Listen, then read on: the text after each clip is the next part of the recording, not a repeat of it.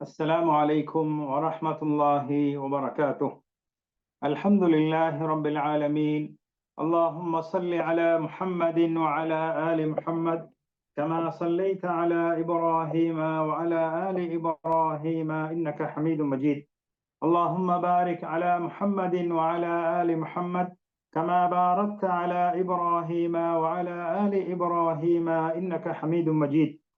அன்பார்ந்த இஸ்லாமிய சகோதர சகோதரிகளே, ஹிஜ்ரி வருடம் 1447 ரபியுல் அவ்வல் மாதம் 6ஆம் திகதி புனித மஸ்ஜிது நபவியிலே இமாம் ஷேக் அப்துல் பாரி அஸ்-சுபைத்தி அவர்கள் அவனை விட நான் சிறந்தவன் எனும் தலைப்பிலே உரையாற்றினார்கள்.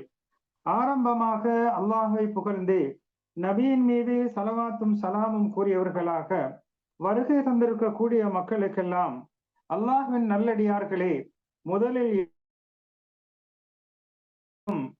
தக்வாவை கொண்டு நான் வசியத்து செய்கிறேன். அதுதான் சிறப்புகளின் ஒன்று கூடும் இடமாகும், வெற்றிக்கான காரணியாகும், அமைதியின் திறவுகோலாகும், இம்மையிலும் மறுமையிலும் மகிழ்ச்சி பெறக்கூடிய ஒரு ஒதுங்குமிடமாகும் என்று தக்வாவை கொண்டு உபதேசம் செய்தவர்களாக, அன்பார்ந்தவர்களே, அன அஃதலு மின்ஹு, நான் அவனை விட மிக சிறப்பானவனாக இருக்கிறேன் என்ற இந்த வார்த்தை சில வேளை நாவுகளிலே மீண்டும் மீண்டும் உச்சரிக்கப்படக்கூடிய, மொழியப்படக்கூடிய ஒரு வார்த்தையாக இருக்கிறது. உண்மையிலே அதனுடைய அந்த வார்த்தையின் உண்மை தன்மையை நாம் உற்று நோக்குவோமானால் அது வெறுமனே ஒரு வார்த்தைகளால் மாத்திரம் சுருங்கிவிட மாட்டாது. மாறாக அதற்கு பின்னால் எத்தனையோ பல நிகழ்வுகளை சூழ்ந்ததாக, பொதிந்து கொண்டதாகத்தான் அந்த வார்த்தை அமைந்திருக்கிறது. அதாவது உள்ளத்திலே அந்த வார்த்தை ஊடுருவி ஆத்மாக்களின் ஆழத்திலே அது குடியிருக்கிறது. நான் சிறந்தவன், நான் சிறப்பானவன் என்ற அந்த வார்த்தை உள்ளத்திலே ஆழமாக ஊடுருவி உள்ளத்திலே குடியிருந்துவிடும். எந்த அளவுக்கென்றால், அந்த வார்த்தை எவனுடைய உள்ளத்தில் ஆழமாக குடியிருக்கிறதோ அவன் வீழ்ச்சியின் பால் அவனை இட்டுச் செல்வதற்கு அந்த வார்த்தை ஒரு காரணமாக இருக்கும். உண்மையிலே அந்த வார்த்தை என்பது ஒப்பீடுகள் மூலமாக பிறக்கக்கூடிய ஒரு வார்த்தையாக இருக்கிறது. அவனை போல் நான், இவனை போல் நான், இதை போன்று நான், இவ்வாறு ஒப்பீடு செய்வதன் மூலமாக வரக்கூடிய வார்த்தை தான் இந்த நான் அவனை விட சிறப்பானவன் என்ற வார்த்தையாக இருக்கிறது. சில வேளை ஒவ்வொரு மனிதனை பார்க்கின்ற போது, சிறப்பான நிகழ்வுகளை பார்க்கின்ற போது, அவனை விட நான் தான் சிறப்புக்குரியவன், இந்த இடத்துக்கு மிகவும் தகுதியானவன் நான் தான் இருக்கிறேன், உயர்ந்த இடத்துக்கு சொந்தக்காரன் நானாக இருக்கிறேன் என்று அவனுடைய தகமைகளையும் அடைவுகளையும் வைத்து பிறர் அதனை அடைந்து கொள்ளாமல் இருக்கின்ற போது நான் பெரியவன் என்ற ஒரு எண்ணத்தை கூறக்கூடிய விடயம்தான் இதுவாக இருக்கிறது. எந்த அளவுக்கென்றால், சில வேளை இந்த எண்ணம் என்பது பிறர் பெற்றுக்கொள்ளாத வாழ்வாதாரங்கள் அல்லது பட்டம் பதவிகள் இவைகளை வைத்து அந்த மனிதர்களை வெறுக்கக்கூடிய ஒரு நிலைக்கு இந்த வார்த்தை அவனை இட்டுச் செல்லும். சில வேளை அவன் வெளிரங்கமாக வெளிப்படையாகவே வார்த்தையால் கூறுவான், அல்லது அவனுடைய ஆழ்மனதிலே ஆழமாக பதித்துக் கொள்வான். அவனை விட நான் தான் சிறந்தவன், அவனை விட நான் தான் ரொம்ப அறிவாளியாக இருக்கிறேன், நான் மிக பரிசுத்தமானவன், அந்தஸ்துகளிலும் அடைவுகளிலும் அவனை விட நான் தான் அதற்கு உரித்துடையவன் என்று நான் என்று அவன் வார்த்தைகளால் அல்லது உள்ளத்தால் எண்ணிக்கொள்ளக்கூடிய வார்த்தை.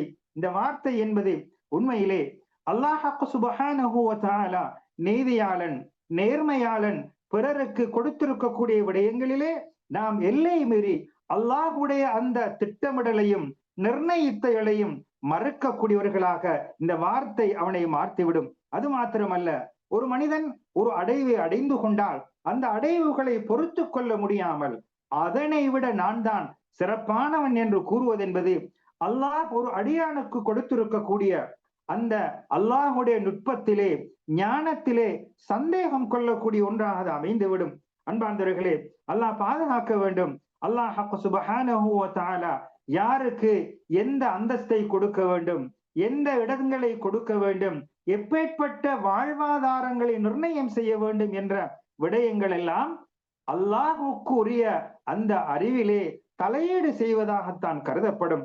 அன்பார்ந்தவர்களே, யார் இவ்வாறு வார்த்தைகளால் அல்லது எண்ணங்களால் ஒப்பீடு செய்து தன்னை மேன்மைப்படுத்திக் கொள்கிறார்களோ, தனக்கென ஒரு உயர்ந்த இடம் இருக்க வேண்டும் என எண்ணுகிறார்களோ, உண்மையிலே இது ஒரு மறைமுகமான ஷிர்காக, இணை வைத்தலாக கருதப்படும். இவ்வாறு ஒரு மனிதன் தொடர்ந்து இவ்வாறு பயணித்துக் கொண்டிருப்பான் என்றால், நான் நான் நான் என்று பயணித்துக் கொண்டிருப்பான் என்றால் அல்லாஹ் பாதுகாக்க வேண்டும். ஷைத்தான் இதன் மூலமாகத்தான் அழிக்கப்பட்டான், இதன் மூலமாகத்தான் சபிக்கப்பட்டான். மறுமை நாள் வரும் வரை அவன் சபிக்கப்பட்டு கொண்டே இருப்பான். அல்லாஹ் பாதுகாக்க வேண்டும். அந்த நான் நான் என்ற மமதை ஒரு மனிதரிடத்திலே இருந்துவிடக் கூடாது. அன்பார்ந்தவர்களே, இந்த வார்த்தை என்பது வெறுமனே நாவுகளால் மாத்திரம் கூறி அவ்வாறு நின்றுவிட மாட்டாது. மாறாக பல்வேறு வடிவங்களிலே அவனுடைய அந்த வார்த்தையின் பொருள் வெளிப்படக்கூடிய விடயமாக இருக்கிறது. சில வேளை வெளிரங்கமாக அந்த வார்த்தைகளை சொல்லாவிட்டாலும் அவனுடைய பார்வை என்பது அதனை காட்டும். அதாவது தாழ்ந்த தோற்றத்துடன் பிறரை பார்ப்பது, அல்லது கிண்டல் அடிப்பதற்காக, கேலி செய்வதற்காக சிரிப்பது, அல்லது ஒரு தாழ்ந்த தொனியிலே அவனை உற்று நோக்குவது, அல்லது அமைதி மௌனம் மூலமாக ஆபத்தான முறையிலே அவமதிப்பு செய்வது. இதே போன்று சில வேளை அந்த கடந்து செல்லக்கூடிய அவனுடைய வார்த்தைகள் எல்லாம் சில வேளை மறைக்கப்பட்ட ஒரு அவமதிப்பாக கருதப்படும். இவ்வாறாக பல விடயங்களை நாம் சர்வசாதாரணமாக பார்க்கிறோம். ஏளனப்படுத்துவது, மமதை கொள்வது, கர்வம் கொள்வதெல்லாம் பல வழிகளிலே வெளிப்படக்கூடியதாக இருக்கிறது. சில வேளை ஒரு பொறுப்பிலே இருக்கக்கூடிய அதிபரை எடுத்துக்கொள்ளலாம், அல்லது தலைவரை எடுத்துக்கொள்ளலாம். அவருக்கு கீழால் உள்ள உறுப்பினர்களாக இருக்கலாம், தொழிலாளிகளாக இருக்கலாம். அவர்களை வெறுத்த நிலையிலே பார்ப்பது. பணக்காரர்களை எடுத்துக்கொண்டால் ஒரு தாழ்ந்த நிலையிலே வறுமை கோட்டில் உள்ளவர்களை எண்ணிக்கொள்வது. அதே போல மார்க்கத்திலே, அதாவது மார்க்கத்திலே தேர்ச்சி பெற்றவர்கள் கூட பாவம் செய்யக்கூடியவர்களை மிகவும் ஏளனமாக கருதுவது. இவைகளெல்லாம் அந்த வார்த்தையின் வெளிப்பாடுகளில் ஒன்றாக இருக்கிறது. சில வேளை அவன் பெருமை கொள்வான், அவனை விட நான் புத்திசாலி, எனது குடும்பம் அவனது குடும்பத்தை விட மேன்மையில் உள்ளது, அறிவாற்றலில் எமது படித்த குடும்பம். இவ்வாறு மார்க்கத்தை முன்னிலைப்படுத்தி ஏளனம் செய்யக்கூடிய நிலையும் ஏற்படும். அல்லாஹ் பாதுகாக்க வேண்டும். சில வேளை நான் தான் உண்மையில் இருக்கிறேன், அது மாத்திரமல்ல நான் மாத்திரம்தான் உண்மையில் இருக்கிறேன் என்று மற்றீடு செய்வது, ஒரு குறுகிய வட்டத்தை ஏற்படுத்துவதெல்லாம் அந்த வார்த்தையின் வெளிப்பாடுகளில் ஒன்றாக இருக்கிறது. சிலர் நினைப்பார்கள், நான் நல்ல வழியிலே இருக்கிறேன், நான் நன்மையிலே பயணிக்கின்றேன், என்னை தவிர உள்ளவர்கள் வழிகேட்டிலே இருக்கிறார்கள் என்று நினைப்பதும் ஒரு தவிர்க்கப்பட வேண்டிய அந்த வார்த்தையின் வெளிப்பாடுகளில் ஒன்றாக இருக்கிறது. சில வேளை மனிதர்களுடைய உள்ளங்களிலே பல வகையான இந்த வெளிப்பாடுகள் வெளிப்படக்கூடியதாக இருக்கிறது. சில வேளை உபதேசம் என்ற போர்வையிலே நான் தான் உபதேசம் செய்யக்கூடியவன், அழைப்பு பணியிலே ஈடுபடுகின்ற போது நான் தான் தஅவா செய்யக்கூடியவன், விவாதங்கள் வருகின்ற போது விவாதம் செய்வதற்கு நான் தான் தகுதியுடையவன் என்றெல்லாம் இவ்வாறு பல வழிகளிலே அந்த வார்த்தையின் பொருள் வெளிப்படக்கூடியதாக இருக்கிறது. அன்பார்ந்தவர்களே, இவைகளெல்லாம் வெளிப்படையான பெருமையாக இருக்கிறது. யார் பொதுவாக தன்னை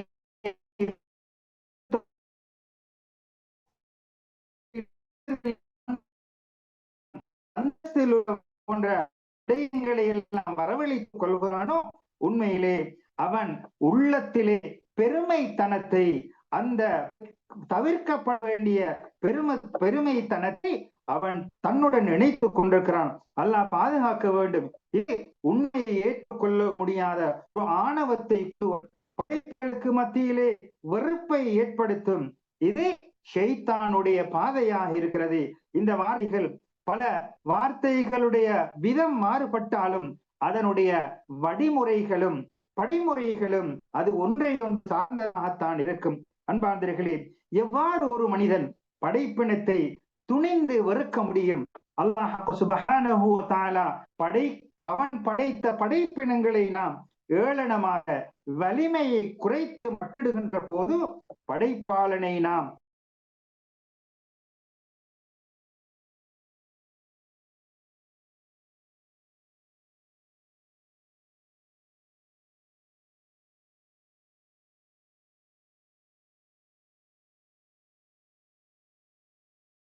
அமைத்துக் கொள்கின்ற போது அல்லாஹ் தான் படைத்தான், அவன்தான் நிர்ணயம் செய்தான், அவன்தான் உயர்ந்த அடைவுகளை கொடுத்தான், அவன்தான் தாழ்ந்த நிலைகளையும் கொடுத்தான், அவன்தான் கௌரவப்படுத்துகிறான், அவன்தான் கேவலப்படுத்துகிறான். அனைத்தையும் நிர்ணயம் செய்த விடயங்களிலும் தீர்ப்புகள் செய்த விடயங்களிலும் அவன் ஞானியாக இருக்கிறான். இவ்வாறாக நமது வரையறுக்கப்பட்ட அந்த புத்திகளுக்கு அப்பால் அவன் உயர்ந்த நிலையிலே இருக்கின்றான்.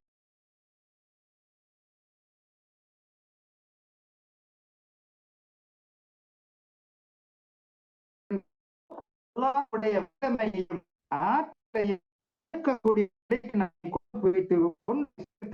அல்லாஹ் பாதுகாக்க வேண்டும். அல்லாதவர்களே, அல்லாஹ் சுப்ஹானஹு வ தஆலா உனக்கு தந்திருக்கக்கூடிய விடயம் அது ஒரு நன்மையான விடயமாக இருக்கிறது. ஆனால் அது உனது பார்வையிலே மிகவும் அற்பமானதாக இருக்கலாம். எனவே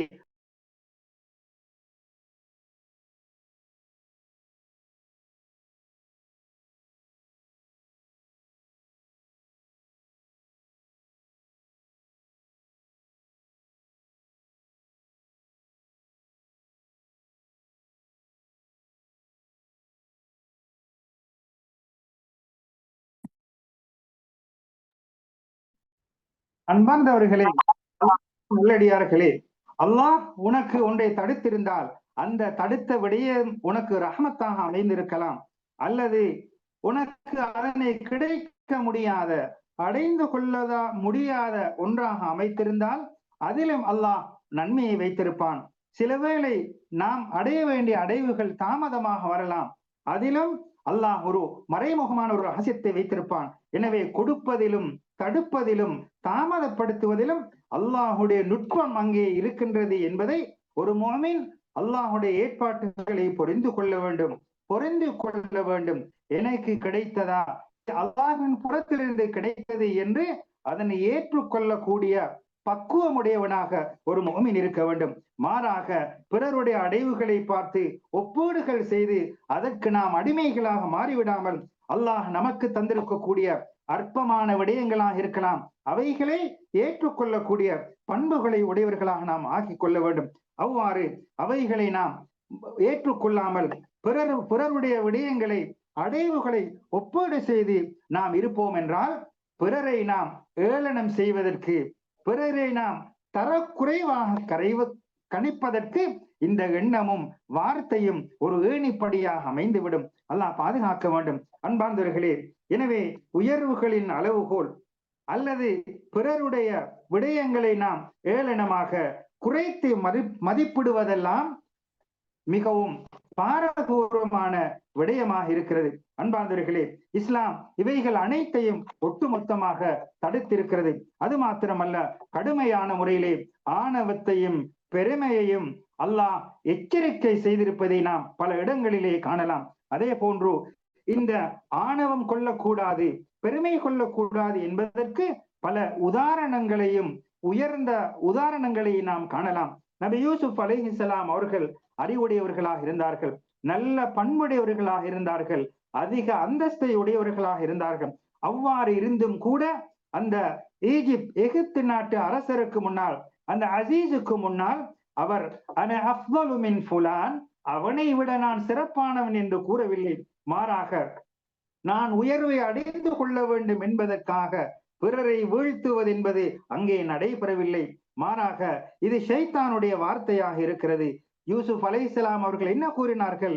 இஜ்அல்னி அலா ஹஸாயினல் அர்த், அதாவது அந்த களஞ்சிய சாலைக்கு பொறுப்பாளராக என்னை நியமியுங்கள், நான் பாதுகாக்கக்கூடியவனாக அது பற்றி அறிவுடையவனாக இருக்கிறேன் என்று தன்னை தாழ்த்தி கொண்டு அந்த அரசருக்கு முன்னால் கூறிய வார்த்தை என்பது நமக்கு ஒரு படிப்பினையாக இருக்கிறது. அன்பார்ந்தவர்களே, அடக்கமான நம்பிக்கை, அதாவது ஆணவமற்ற யூசுப் அலைஹிஸ்ஸலாம் அவர்கள் நினைத்திருந்தால் அந்த எகிப்து நாட்டு அரசரை ஏளனமாக கருதி இவர் பெருமைப்பட்டுக் கொள்ள முடியும். ஆனால் நபி யூசுப் அலைஹிஸ்ஸலாம் அவர்கள் நான் உயர வேண்டும் என்பதற்காக பிறரை தாழ்த்த வேண்டும் என்ற எண்ணம் ஒருபோதும் அவர்களிடத்திலே இருக்கவில்லை. மாறாக பிறருடைய அளவுகள், பிறருடைய அடைவுகளுக்கு நாம் மாற்றமாக ஒருபோதும் இருந்துவிடக் கூடாது. மாறாக அவர்கள் பெருமையை விட்டு, ஆணவத்தை விட்டு, தான் ஒரு நம்பிக்கையான பணிவிடையாளன் என்ற தோர்வையிலே தன்னை முற்படுத்திய வரலாறு என்பது நமக்கு பெரும் பாடமாக இருக்கிறது. அன்பார்ந்தவர்களே, அல்லாஹ் சுப்ஹானஹு வ தஆலா சமுதாயத்துக்கு, நாட்டுக்கு கொடுக்கக்கூடிய தனது ஆற்றல்களை, திறமைகளை கொடுத்திருப்பான். ஆனால் இவைகளை மறுப்பது, அவைகளை வெறுப்பதெல்லாம் பாரதூரமான விடயமாக இருக்கிறது. யாரெல்லாம் வெளிப்படையான முறையிலே அவர்கள் நாட்டுக்கும் சமுதாயத்துக்கும் சேவைகள் செய்யாமல் அதிலே தரக்குறைவுகள் செய்து அவர்களை ஏளனமாக கருதி கேவலப்படுத்துகிறார்களோ அவர்கள் அழிந்து விடுவார்கள் என்பதை இதனூடாக நாம் புரிந்து கொள்ளலாம். அன்பார்ந்தவர்களே, எவனுடைய உள்ளத்திலே இந்த பெருமை என்பதை குடிகொண்டு விடுகிறதோ அந்த சமுதாயம் அழிந்துவிடும், பாழாகிவிடும். அல்லாஹ் பாதுகாக்க வேண்டும். சமூக முன்னேற்றத்தை அது அழித்துவிடும். அது மாத்திரமல்ல, சமுதாயத்துக்கு மத்தியிலே இருக்கக்கூடிய அந்த ஒத்துழைப்புகள், ஒருவருக்கொருவர் உதவக்கூடிய தன்மை பலகீனமாகிவிடும். இணைப்புகள் எல்லாம் சிதைந்து விடும்.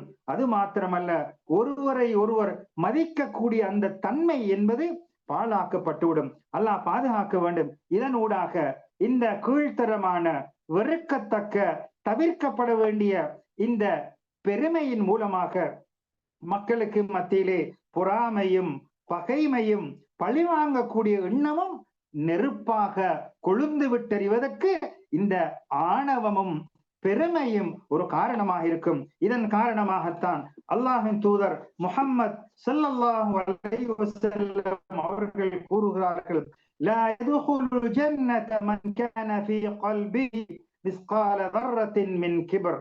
அதாவது ஆணவம், பெருமை ஒரு அணு அளவு அவனுடைய உள்ளத்தில் இருந்தாலும் அவன் சுவர்க்கத்தில் நுழைய மாட்டான் என்று ஆணவத்தையும் பெருமையையும் சுவர்க்கத்தில் நுழைவதற்கு தடையாக இருப்பதாக நபி ஸல்லல்லாஹு அலைஹி வஸல்லம் அன்னவர்கள் கூறுகிறார்கள். அன்பார்ந்தவர்களே, எனவே இவ்வாறு நாம் ஆணவம் கொள்வதென்பது உண்மையை மறைப்பதை போன்று, மனிதர்களை இழிவுபடுத்துவதை போன்றதாகத்தான் கருதப்படும்.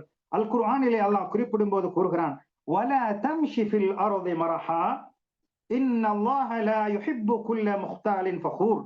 பூமியில் கர்வமாக நடக்காதே, நிச்சயமாக அல்லாஹ் தற்பெருமைக்காரர், கர்வம் கொண்டோர் ஒவ்வொருவரையும் நேசிக்க மாட்டான் என்று அல் குர்ஆன் கூறுகிறது.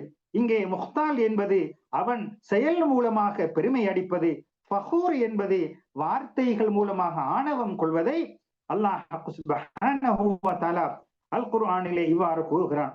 அல்லாஹ்வின் தூதர் முஹம்மது ஸல்லல்லாஹு அலைஹி வஸல்லம் அவர்கள் கூறுகிறார்கள், எவன் ஒரு மனிதன் அல்லாஹுக்காக பணிவாக நடக்கிறானோ, தாழ்மையாக நடக்கிறானோ, அல்லாஹ் அந்த அடியானுடைய அந்தஸ்தை உயர்த்துகிறான். எந்த அளவுக்கு என்றால் உயர்ந்தவர்களின் பட்டியலிலே அவனை அல்லாஹ் சேர்த்து விடுகிறான். அதே நேரத்திலே யார் கர்வம் கொண்டு, ஆணவம் கொண்டு பெருமை அடிக்கிறானோ அல்லாஹ் சுப்ஹானஹு வ தஆலா அவனை தாழ்த்தி விடுகிறான், கேவலப்படுத்தி விடுகிறான். எந்த அளவுக்கு என்றால் பாதாளத்திலே உள்ளவர்களிலே ஒருவனாக அவனை மாற்றி விடுவான். அல்லாஹ் பாதுகாக்க வேண்டும். எனவே பணிவு என்பது எம்மிடத்தில் இருக்க வேண்டும், பெருமை என்பது எம்மை விட்டு அப்புறப்படுத்த வேண்டும். அன்பார்ந்தவர்களே, யார் ஒரு மனிதன் பெருமை மூலமாக தன்னை அக்கறை உள்ளவனாக ஆக்கிக் கொள்கிறானோ அவன் நினைத்துக் கொள்ளட்டும், அவனிடத்திலே இருக்கக்கூடிய, அவன் பெருமை கொள்ளக்கூடிய, ஆணவம் கொள்ளக்கூடிய அந்த விடயம் என்பது, அந்த நிஅமத் என்பது நிலைத்திருக்க மாட்டாது, நீடித்திருக்க மாட்டாது. அதற்கொரு முற்றுப்புள்ளியும் முடிவுரையும் இருக்கின்றது என்பதை அவன் நினைத்துக் கொள்ளட்டும். அதே நேரத்திலே அவனுடைய அடைவுகள், அவனிடத்திலே இருக்கக்கூடிய விடயங்கள் எல்லாம் ஒரு நாள் நாளை பறிக்கப்படும், சூறையாடப்படும், அவனிடத்தில் இல்லாமல் போகும் என்பதை அவன் நினைத்துக் கொள்ளட்டும். எனவே உனது இறக்கைகளை தாழ்த்திக் கொள்வாயாக, பணிவாக நடந்து கொள்வாயாக. உன்னை விட, அதாவது பிறருக்கு சில வாழ்வாதாரங்களும் அல்லது சில அடைவுகளும் பொருளாதாரங்களும் கிடைப்பதை நீ கண்டால் நீ அவர்களுக்காக அல்லாஹும்ம பாரிக் லஹு, அவருக்கு யா அல்லாஹ் அவருக்கு நீ அருள் புரிவாயாக, அதிலே பரக்கத் செய்வாயாக என்று வரதுனி பிமா கஸம்தலி, எனக்கு கொடுத்ததை பொருந்திக் கொள்ளக்கூடியவனாக ஆக்குவிப்பாயாக என்று அல்லாஹ்விடத்தில் நாம் பிரார்த்திக்க வேண்டும். எம்மை விட பிறருடைய அடைவுகளை காணுகின்ற போது அதனுடைய அபிவிருத்திக்காக, பரக்கத்துக்காக துவா செய்ய வேண்டும். எமக்கு கிடைத்தவைகளை பொருந்திக் கொள்வதற்கு பொருந்திக் கொள்ளக்கூடியவனாக ஆக்கி வைப்பாயாக என்று அல்லாஹ்விடத்தில் நாம் பிரார்த்தனை புரிய வேண்டும். எனவே இது போன்ற துஆக்களை நமது நாவுகள் தொடராக சொல்ல வேண்டும். நமது உள்ளங்களை பரிசுத்தப்படுத்திக் கொள்ள வேண்டும். எல்லா நிலைமைகளையும் நாம் சீர்திருத்தி நாம் நேரான பாதையிலே பயணிப்பதற்கு நாம் முயற்சிக்க வேண்டும். யா அல்லாஹ், ஆணவம் பெருமையை விட்டு எமது உள்ளத்தை பாதுகாப்பாயாக. அதே போன்று ஆச்சரியப்படுவது, அபூர்வமாக நடந்து கொள்வது, சந்தேகம் கொள்வது, முகஸ்துதி, இந்த அனைத்து கெடுதிகளை விட்டும் என்னை பாதுகாப்பாயாக என்று அல்லாஹ்விடத்திலே நாம் பிரார்த்தனை புரிய வேண்டும். முகஸ்துதி, சந்தேகம், அபூர்வம், ஆணவம், பெருமை போன்ற வெறுக்கப்பட்ட எல்லா செயல்களை விட்டும் யா அல்லாஹ் எம்மை பரிசுத்தப்படுத்துவாயாக என்று அல்லாஹ்விடத்திலே பிரார்த்தனை புரிய வேண்டும். எனவே அன்பார்ந்தவர்களே, எல்லா நிலைகளிலும் நான் நான் என்ற ஆணவம், தற்பெருமை கொள்வதென்பது ஒட்டுமொத்தமாக தவிர்க்கப்பட வேண்டிய விடயமாக இருக்கிறது. அடைவுகளை அடைந்தாலும் அதனை தந்தவன் அல்லாஹ், அந்த நிஅமத்துக்கு சொந்தக்காரன் அல்லாஹ் என்று நினைத்து நன்றியுடன் அல்லாஹுக்கு நன்றி செலுத்தி அடைந்த அந்த அடைவுகளை அவனுக்கு பொருத்தமான முறையிலே பயன்படுத்துவதற்கும் செயல்படுவதற்கும் வல்லவன் அல்லாஹ் நம் அனைவருக்கும் அருள் புரிவானாக. ஆமீன். வ ஆகிரு தஅவானா அனில் ஹம்துலில்லாஹி ரப்பில் ஆலமீன். வஸ்ஸலாமு அலைக்கும் வரஹ்மத்துல்லாஹி